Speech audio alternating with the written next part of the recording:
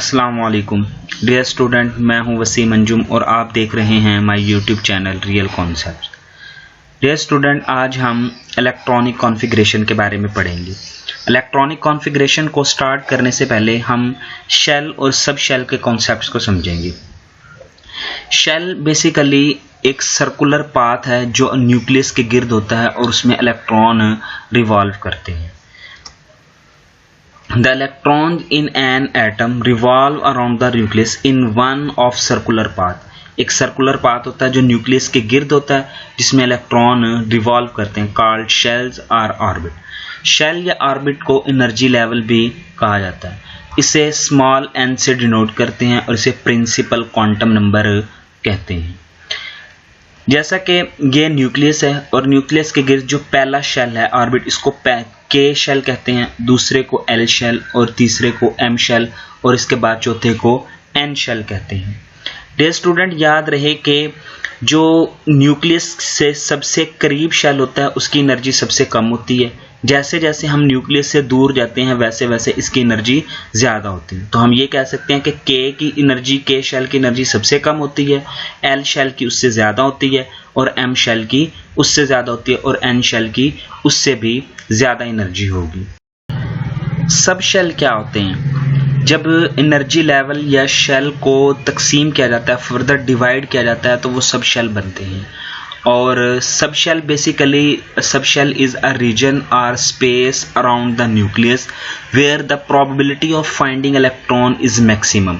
जहाँ पे वो रीजन या वो एरिया या वो स्पेस जहाँ पे इलेक्ट्रॉन के पाए जाने के चांसेस मैक्सिमम होते हैं, ज़्यादा से ज़्यादा होते हैं, उसको हम सब शेल कहते हैं। A shell or energy level is further divided into subshells. A subshell is defined as the region where the probability of finding an electron is maximum in the orbit is termed as a subshell. Subshell को हम small l से denote करते हैं और इसे azimuthal quantum number कहा जाता है। ये ऑर्बिटल्स जो होते हैं या सबशेल, उनकी शेप है s sub orbital, p orbital, d orbital और f ऑर्बिटल। ये इनकी शेप, ये यानी ये स्फेरिकल होते हैं, ये डम्बल शेप्ड होते हैं, ये सॉसेज होते हैं और ये कॉम्प्लेक्स स्ट्रक्चर होती है इनकी। और ये वो रीजन है, ये जो रेड कलर में आपको नज़र आ रहा है, ये वो रीजन है जहाँ पे इलेक्ट्रॉन के पाए जाने के चांसेस मैक्सिमम हो सकते हैं इस ऑर्बिटल के अंदर। जो के शेल होता है इसमें सिर्फ एक एस सब शेल होता है, यानी ये वाला सिर्फ एक एस सब शेल होता है, एस ऑर्बिटल होता है और इसमें मैक्सिमम 2 इलेक्ट्रॉन आ सकते हैं। और जो एल शेल होता है इसमें एस और पी 2 शेल होते हैं, एस भी होता है और पी भी होता है। एस में ज़्यादा से ज़्यादा 2 इलेक्ट्रॉन आ सकते हैं और पी में ज़्यादा से ज़्यादा 6 इलेक्ट्रॉन आ सकते हैं, तो टोटल इसमें 8 इलेक्ट्रॉन हो सकते हैं। इसी तरह जो एम शेल होता है इसमें एस, पी और डी यानी ये तीनों ऑर्बिटल होते हैं या सब शेल होते हैं। और एन शेल के अंदर एस, पी, डी, एफ ये सारे होते हैं। यहाँ पे ये बताया गया कि एस में ज़्यादा से ज़्यादा 2 इलेक्ट्रॉन आ सकते हैं, पी में ज़्यादा से ज़्यादा 6 इलेक्ट्रॉन आ सकते हैं, डी में ज़्यादा से ज़्यादा 10 इलेक्ट्रॉन आ सकते हैं और एफ में ज़्यादा से ज़्यादा 14 इलेक्ट्रॉन आ सकते हैं। और यही वैल्यू इधर पुट की यहाँ पे, चूँकि सिर्फ एस सब शेल है तो यहाँ पे सिर्फ 2 इलेक्ट्रॉन, यहाँ पे एस और पी है, 2 एस के और 6 पी के, दोनों को जमा करो तो 8 हो जाते हैं। 2 एस 6 पी 8 और 10 डी के 18, ये 18 एलिमेंट्स इसके हो गए। एस के 2 और पी के 6, 8 और 9 डी सब शेल के जो है वो 10 इलेक्ट्रॉन है, तो 18 और 14 जो है वो एफ सब शेल के, तो इसके अंदर ऐड करें तो 42 बन जाते हैं, सॉरी 32 बन जाते हैं। शेल और सब शेल के कॉन्सेप्ट को समझने के बाद अब हम इलेक्ट्रॉनिक कॉन्फ़िगरेशन को देखते हैं। इलेक्ट्रॉनिक कॉन्फ़िगरेशन बेसिकली ये डिस्ट्रीब्यूशन ऑफ इलेक्ट्रॉन से रिलेटेड टॉपिक है कि एक एटम में डिफरेंट शेल और सब शेल में इलेक्ट्रॉन को कैसे डिस्ट्रीब्यूट किया जाता है, कैसे तकसीम किया जाता है, उसी को हम इलेक्ट्रॉनिक कॉन्फ़िगरेशन कहते हैं। तो इलेक्ट्रॉनिक कॉन्फ़िगरेशन क्या है? The distribution of electron around the nucleus in different energy levels is called electronic configuration. मैंने बताया था कि एनर्जी लेवल बेसिकली शेल्स होते हैं, तो उन डिफरेंट शेल्स में जो या सब शेल में इलेक्ट्रॉन को की जो डिस्ट्रीब्यूशन है उसकी स्टडी को हम इलेक्ट्रॉनिक कॉन्फ़िगरेशन कहते हैं।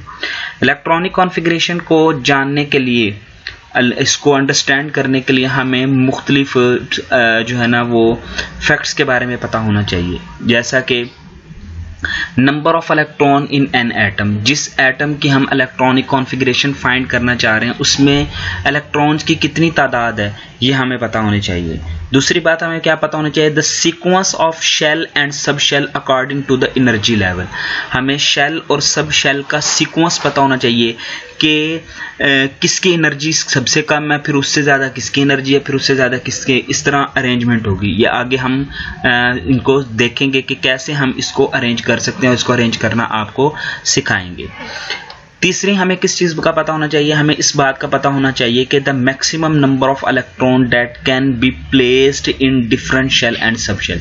हमें ये पता होना चाहिए कि एक शेल या सब शेल में ज़्यादा से ज़्यादा हम कितने इलेक्ट्रॉन रख सकते हैं। जैसा कि अभी मैंने आपको बताया कि एस में सबसे ज़्यादा से ज़्यादा 2 इलेक्ट्रॉन, पी में ज़्यादा से ज़्यादा 6 इलेक्ट्रॉन, डी में ज़्यादा से ज़्यादा 10 इलेक्ट्रॉन और एफ में ज़्यादा से ज़्यादा 14 इलेक्ट्रॉन। तो ये उनकी मैक्सिमम कैपेसिटी है कि वो ज़्यादा से ज़्यादा अपने अंदर कितने इलेक्ट्रॉन को रख सकती हैं। वही बात हमें शेल और सब शेल दोनों के बारे में हम जानेंगे। इलेक्ट्रॉनिक कॉन्फ़िगरेशन को अंडरस्टैंड करने के लिए हमें चंद रूल्स के बारे में भी पता होना ज़रूरी है, जैसा कि एफबो प्रिंसिपल के बारे में पता होना चाहिए हमें, ये क्या होता है। नंबर 2, हमें पॉली एक्सक्लूजन प्रिंसिपल के बारे में पता होना चाहिए। और तीसरा, हमें होम्स रूल के बारे में भी पता होना चाहिए कि ये क्या है। इन 3 रूल्स को हम, और जो ऊपर हमने 3 पॉइंट्स देखे हैं, इन सब को हम 1 बाय 1 स्टडी करेंगे। पहला हमारा जो पॉइंट था वो ये था कि number of electron in an atom. हमें ये पता होना चाहिए कि इलेक्ट्रॉनिक कॉन्फ़िगरेशन के फाइंड करने के लिए कि एक एटम में कितने इलेक्ट्रॉन होते हैं, यानी जिस एटम की आप इलेक्ट्रॉनिक कॉन्फ़िगरेशन फाइंड करना चाह रहे हैं उसमें आपको नंबर ऑफ इलेक्ट्रॉन का पता होना चाहिए। अगर वो एनाइंस है तब भी इलेक्ट्रॉन, यानी वो आइन है, कैटाइंस है या एनाइंस है, तब भी आपको उसमें नंबर ऑफ इलेक्ट्रॉन्स का पता होना चाहिए।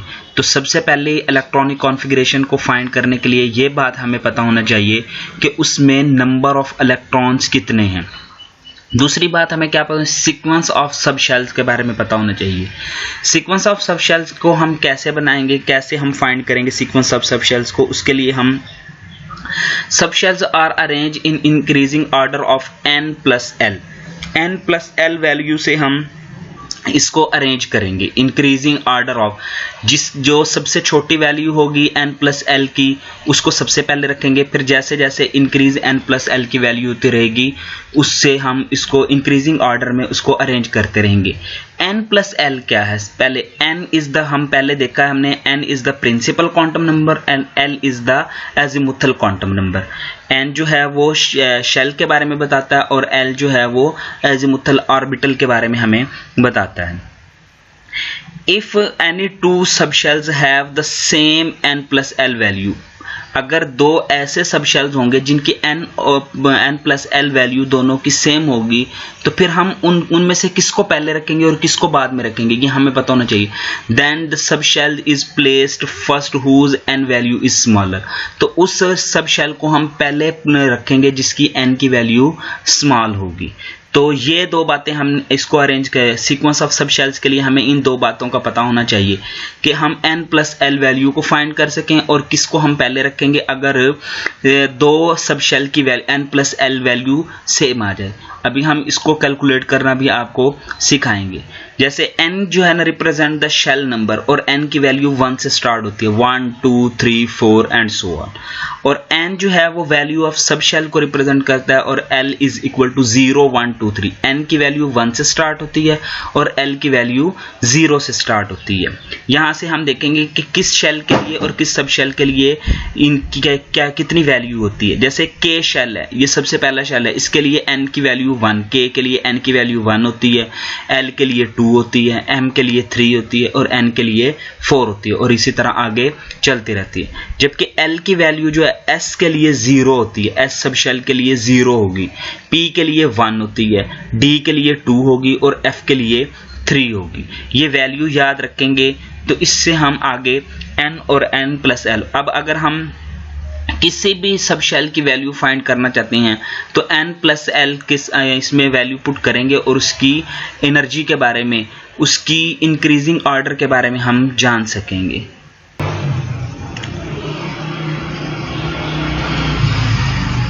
नेक्स्ट ये टेबल देखें। इस टेबल में ये सब शेल्स दिए गए हैं, ये इनकी n की वैल्यू, ये l की वैल्यू और ये n+l वैल्यू दी गई है। ये स्टूडेंट ये जो पहले नंबर लिखा हुआ है, यहाँ पे 1 लिखा है, यहाँ पे 2 लिखा हुआ है, ये 3 लिखा हुआ है, ये बेसिकली n की वैल्यू, ये शेल नंबर को बताता है, नंबर ऑफ शेल को, ये नंबर ऑफ ऑर्बिट को बता रहा होता है। नंबर ऑफ ऑर्बिट या शेल की वैल्यू हमें यहाँ पे जो शुरू में नंबर लिखा होता है यहाँ से हमें मिल जाती है n की वैल्यू। ये जो पहले लिखा हुआ 1 इसका मतलब है कि ये पहला शेल है, और ये जो 2 लिखा हुआ है इसका मतलब है ये भी दूसरा शेल है और ये भी दूसरा शेल है। इसमें ये 3 लिखा हुआ इसका मतलब है ये तीनों शेल है, और यहाँ पे 4 लिखा हुआ है इसका मतलब है कि ये 4 शेल है। तो जब हम यहाँ पे बात करेंगे तो k इज इक्वल टू 1, यानी k शेल, अगर n की वैल्यू 1 है तो k शेल, अगर l है 2 वैल्यू है तो l शेल, और अगर 3 वैल्यू है तो m शेल, और 4 वैल्यू है तो n, और s के लिए 0, p के लिए 1 और d के लिए 2 और 4 के लिए f के लिए 3 वैल्यू है। इस टेबल को हम देखते हैं। अब s यहाँ पे 1 लिखो तो इसका मतलब है कि n की वैल्यू तो 1 हो गई, यहाँ पे n इज इक्वल टू 1 आ गया। s सब शेल के लिए आप देखें तो s सब शेल के लिए जो है ना s की वैल्यू 0 होती है, और यहाँ पे आप देखें कि l की वैल्यू 0 पुट की गई है। इन दोनों को ऐड करें, 1 + 0 इज इक्वल टू 1। इसी तरह यहाँ पे लिखा हुआ 2 तो इसका मतलब है कि n की वैल्यू 2 है, यहाँ पे 2 आ गया। s की वैल्यू कितनी होती है 0, तो यहाँ पे 0 लिख दिया। इन दोनों को ऐड करो तो 2 बन जाता है।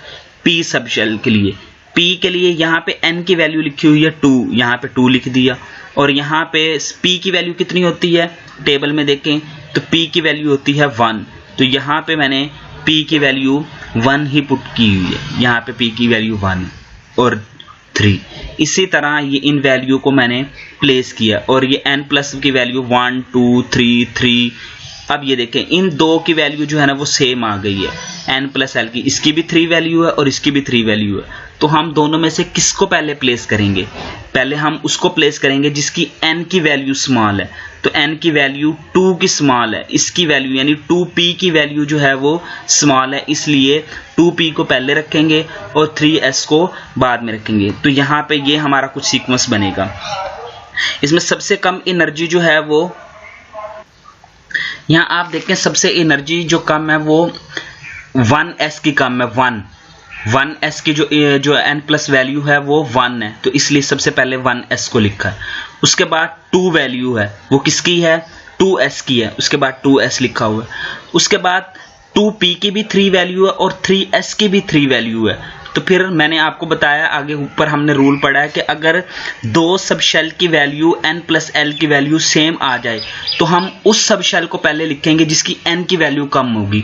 तो 2p की वैल्यू n की वैल्यू 2 है और 3s की जो वैल्यू है वो 3 है, तो इसलिए हम 2p को पहले लिखेंगे क्योंकि इसकी n की वैल्यू कम है। तो देखें 2p को पहले लिखा हुआ है और फिर 3s को लिखा हुआ है। आगे 4 वैल्यू है इसकी भी 4 वैल्यू है, 3p की भी 4 वैल्यू है और 3p की भी 4 वैल्यू है और 4s की भी 4 वैल्यू है।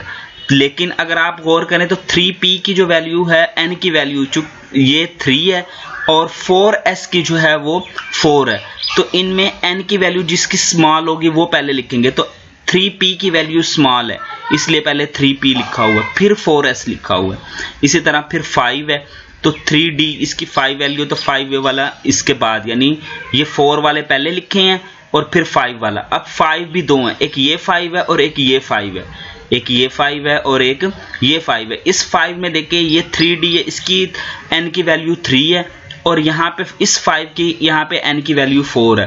तो चूंकि ये वैल्यू कम है इसलिए 3d पहले लिखा हुआ है और 4p बाद में लिखा हुआ है। इसी तरह अगर आप ये 6 वैल्यू वाला हमने लिखा, 6 वैल्यू वाला फिर आ गया हमारे पास और फिर 7 वैल्यू वाली वैल्यू हमने यहाँ पे लिखी और इस तरह ये इसी तरह सीक्वेंस चलता रहेगा। अगर हम आगे f की ऐड कर देंगे, 5 होगा, फिर 6 होगा, फिर 7 होगा, ऐसे वैल्यू बढ़ती जाएगी और यहाँ पे भी वैल्यू बढ़ती जाएगी। ये एक हमारा मुकम्मल सीक्वेंस बन जाएगा। इस सीक्वेंस को इस तरह से टेबल ड्रा करके और फिर लिखना, इसमें बहुत सारा टाइम लगता है और ये कुछ डिफ़िकल्ट भी है। तो आइए अब हम क्या करते हैं कि इसको एक शॉर्ट तरीके से अंडरस्टैंड करने की, सीक्वेंस को एक शॉर्ट तरीके से लर्न करने की कोशिश करते हैं। इसमें 3 सब शेल हैं, S, P, D और F। हम इनको एक ख़ास नेम से डिनोट कर लेते हैं। जैसे S को हम स्कूल से कर देते हैं, S के लिए हम स्कूल का वर्ड यूज़ करेंगे, P के लिए पब्लिक और D के लिए डिवीज़न और F के लिए फेडरल का वर्ड यूज़ करेंगे। और हम सीक्वेंस कुछ हर वर्ड को हम हर बात को हम दो बार दोहराएंगे, हर बात को हम दो बार दोहराएंगे तो हमें सीक्वेंस याद। जैसे स्कूल, स्कूल यहाँ पे एस है, एस, स्कूल, स्कूल, ऐसे हमने क्या है स्कूल लिया, तो स्कूल, स्कूल हमने हर बात को 2 बार दोहराया, स्कूल, स्कूल। फिर पब्लिक स्कूल और पब्लिक स्कूल, फिर division public school, division public school, इसको हम 2 बार दोहरा रहे हैं। फिर फेडरल डिवीजन पब्लिक स्कूल और फिर फेडरल डिवीजन पब्लिक स्कूल। जो भी सीक्वेंस है हमने 2 बार, एस के लिए हम स्कूल का वर्ड, पी के लिए पब्लिक, डी के लिए डिवीजन और एफ के लिए फेडरल। पहले हमने क्या कहा, स्कूल, स्कूल, फिर क्या कहा, फिर पब्लिक स्कूल, पब्लिक स्कूल, फिर division public school, division public school, फिर फेडरल डिवीजन पब्लिक स्कूल, फिर फेडरल डिवीजन पब्लिक स्कूल। हर बात को 2 बार दोहराएंगे। ठीक है, ये सीक्वेंस तो याद हो गया। लेकिन फिर हम सर नंबर कैसे दें इसका? तो नंबर के लिए आपने क्या करना है कि नंबरिंग जो है वो एस सब शेल से स्टार्ट करनी है। एस सब शेल को हम 1 से नंबर देना शुरू करेंगे। हमने एस सब शेल को 1 नंबर दिया, फिर 2, अगला सब शेल 3, उससे एस सब शेल पे 4, 5 और उससे अगले एस सब शेल पे 6 और आगे हम देखें तो ये 7 और फिर ये 8। हमने एस सब शेल की नंबरिंग कहाँ से स्टार्ट की? 1 से स्टार्ट की और कहाँ तक गई? 8 तक गई। अब पी सब शेल की नंबरिंग करेंगे। पी सब शेल की नंबरिंग हम 2 से शुरू करेंगे। पी सब शेल की देखेंगे क्या, पहला जो पी सब शेल है उसकी नंबरिंग 2 से स्टार्ट करेंगे, 2 से स्टार्ट करें। 2, 3, 4, 5, 6 और ये 7। और डी सब शेल की 3 से नंबरिंग स्टार्ट करेंगे। पहला डी सब शेल यहाँ पे आता है तो इसकी नंबरिंग 3 है। 3, 4, 5 एंड 6। और एफ सब शेल की नंबरिंग हम जो है वो 4 से स्टार्ट करेंगे। और 4 इज पहला एफ सब शेल है यहाँ पे 4 और ये 5। आई होप कि आपको ये सीक्वेंस लिखना आ गया होगा। मैं इसको दोबारा से एक दफ़ा रिपीट करता हूँ कि हम एस, पी, डी और एफ, ये जो एस सब शेल्स हैं, इसको हम एस के लिए स्कूल का वर्ड, पी के लिए पब्लिक और डी के लिए डिवीजन और एफ के लिए फेडरल का वर्ड इस्तेमाल करेंगे। इसमें हम हर बात को 2 बार रिपीट करेंगे। जैसे स्कूल, स्कूल 2 बार, स्कूल, स्कूल, फिर पब्लिक स्कूल, पब्लिक स्कूल, फिर division public school, division public school और फिर federal division public school, federal division public school. और एस सब शेल की नंबरिंग कहाँ से स्टार्ट करेंगे? 1 से स्टार्ट करेंगे। 1, 2 और पी की जो नंबरिंग है वो 2 से स्टार्ट करेंगे, डी की नंबरिंग 3 से स्टार्ट करेंगे और एफ की नंबरिंग 4 से स्टार्ट करेंगे। इस तरह से हमारे पास ये एक सीक्वेंस बन जाएगा। तो ये सीक्वेंस ऑफ सब शेल्स बन गया। तो इसमें शेल का सीक्वेंस कैसे बनेगा? तो शेल का सीक्वेंस भी बन चुका है। यहाँ पे अगर आप देखें तो ये पहला शेल है, ये दूसरा शेल है। ये जो पहले नंबर लिखा होता है ये शेल को रिप्रेजेंट कर रहा होता है। ये शेल है, ये पहला शेल है, ये दूसरा शेल है, ये तीसरा शेल है, ये चौथा है। इस तरह ये एनर्जी के अकॉर्डिंग अरेंज हो जाते हैं। दूसरी बात, तीसरा जो हमारा पॉइंट था, पहला पॉइंट हमारा ये था कि नंबर ऑफ एक एटम में नंबर ऑफ इलेक्ट्रॉन कितने होते हैं। दूसरा था कि sequence of shell and sub shell, ये हमने पढ़ लिया। और तीसरा जो पॉइंट था वो ये है कि maximum number of electron that can be placed in different shell and sub shell, कि एक शेल या सब शेल में मैक्सिमम कितने इलेक्ट्रॉन को रखा जा सकता है, कितने नंबर को। ये पहले भी हम देख चुके हैं। के शेल में एक एस सब शेल होता है और इसमें मैक्सिमम 2 इलेक्ट्रॉन आ सकते हैं। एल में एस और पी, ये टेबल भी यहाँ पे बना हुआ है कि एस में ज़्यादा से ज़्यादा 2 इलेक्ट्रॉन, पी में ज़्यादा से ज़्यादा 6 इलेक्ट्रॉन और डी में ज़्यादा से ज़्यादा 10 और एफ में ज़्यादा से ज़्यादा 14 इलेक्ट्रॉन आ सकते हैं। और अगर हम ये सब शेल की बात हुई है, अगर हम शेल की बात करें तो के शेल में सिर्फ एक एस सब शेल होता है, और एस सब शेल में कितने इलेक्ट्रॉन आ सकते हैं? 2। तो यहाँ पे 2 इलेक्ट्रॉन है, तो के शेल में भी मैक्सिमम 2 इलेक्ट्रॉन आ सकते हैं। एल शेल में 2 सब शेल होते हैं, एस और पी। एस में 2 इलेक्ट्रॉन आते हैं और पी में 6। 2 एस के और 6 पी के दोनों को जमा कर दो तो 8 बन जाते हैं, तो एल में 8 इलेक्ट्रॉन आ सकते हैं। एम शेल में 3 सब शेल होते हैं, एस पी और डी। तो एस के 2, पी के 6, 8 और डी के 10, टोटल 18 इलेक्ट्रॉन यहाँ पे आ गए। एन में एस पी डी और एफ 4 सब शेल होते हैं, तो इन सब को टोटल करो तो 32 बनता है। तो इस तरह हमें यह भी पता चल गया कि एक एटम के अंदर मैक्सिमम कितने इलेक्ट्रॉन, एक शेल में या एक सब शेल में मैक्सिमम कितने इलेक्ट्रॉन आ सकते हैं। यहाँ तक हम उन 3 पॉइंट्स को डिस्कस कर चुके हैं। पहला हमारा पॉइंट था कि number of electrons in an atom, एक एटम में कितने इलेक्ट्रॉन होते हैं, ये हमें कैसे पता चलेगा? वो हमें एटॉमिक नंबर से पता चल सकता है, उसके केस में कितने इलेक्ट्रॉन हो सकते हैं। दूसरा पॉइंट ये था हमारा कि sequence of shell and sub shell का हमें पता होना चाहिए, वो भी हमने सीख लिया कि कैसे उसका सीक्वेंस बनाना है। और तीसरा हमें ये पता होना चाहिए कि एक एटम के अंदर एक शेल, ये सब शेल के अंदर कितने इलेक्ट्रॉन्स आ सकते हैं, मैक्सिमम कितने इलेक्ट्रॉन आ सकते हैं, ये भी हमने जान लिया। अब हम उन 3 रूल्स के बारे में पढ़ेंगे। पहला रूल है हमारा aufbau principle. Aufbau principle state that electron fill lower energy atom atomic orbital before the filling higher energy 1। इसमें ये कहता है एफबो प्रिंसिपल के अकॉर्डिंग इलेक्ट्रॉन जो है वो पहले लोअर एनर्जी ऑर्बिटल के अंदर फिल होंगे, फिर हाई एनर्जी ऑर्बिटल के अंदर फिल होंगे। यानी इलेक्ट्रॉन पहले जो है वो लो एनर्जी वाले ऑर्बिटल के अंदर जाना पसंद करते हैं, जब वो फिल हो जाएगा, जब उसकी स्पेस खत्म हो जाएगी, फिर वो अगले एनर्जी ऑर्बिटल के अंदर जाएगा। तो हमें एनर्जी लेवल का कैसे, जो हमने सीक्वेंस बनाया है शेल और सब शेल का, वो अकॉर्डिंग टू एनर्जी बनाया है। उसमें जो सबसे पहले यानी 1s हमने जो लिखा उसकी एनर्जी सबसे कम है, उससे ज्यादा जो है वो 2s की है, उससे ज्यादा 2p की है। तो उस सीक्वेंस में आप देखें जैसे वो सीक्वेंस बना है वो अकॉर्डिंग टू एनर्जी है।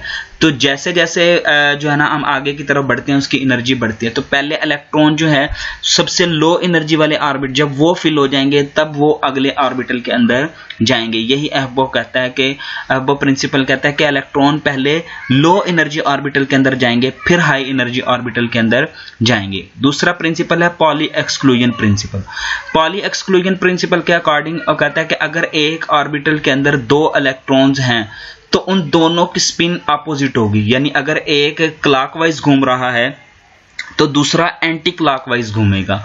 ऐसा नहीं हो सकता कि अगर एक क्लॉकवाइज इलेक्ट्रॉन है तो दूसरा भी क्लॉकवाइज होगा, ऐसा नहीं हो सकता। दोनों की अपोजिट स्पिन होगी। अगर एक ऊपर की तरफ है तो दूसरा नीचे की तरफ होगा। 2 electron in the same orbital must have opposite spin. उनकी स्पिन क्या होगी? मस्ट बी अपोजिट होगी।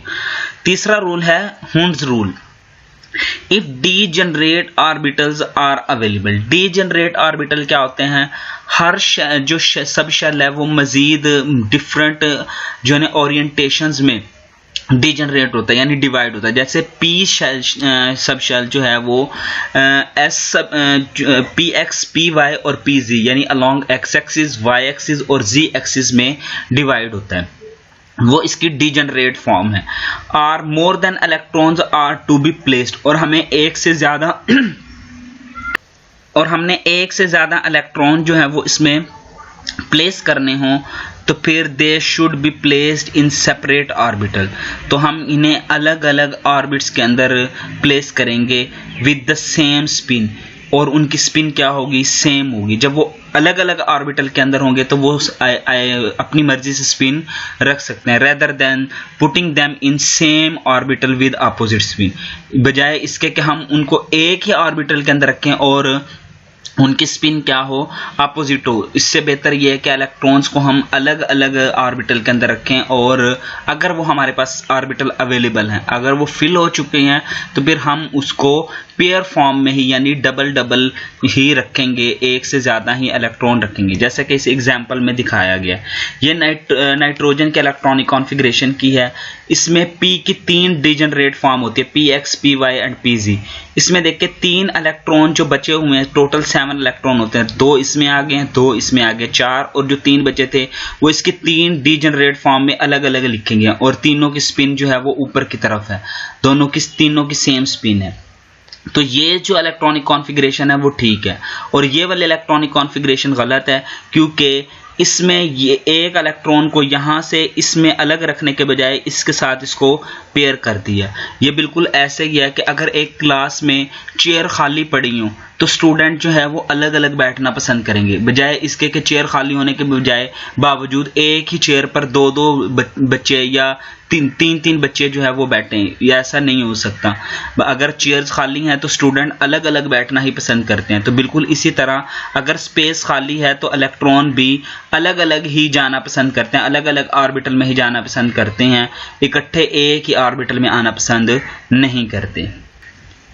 अब हम इन सारे इंफॉर्मेशन को जो अब हमने जो रूल्स पढ़े हैं और वो जो 3 पॉइंट्स को डिस्कस किया, उसको करते हुए हम अब एटम्स की, एलिमेंट्स की इलेक्ट्रॉनिक कॉन्फ़िगरेशन फाइंड करते हैं।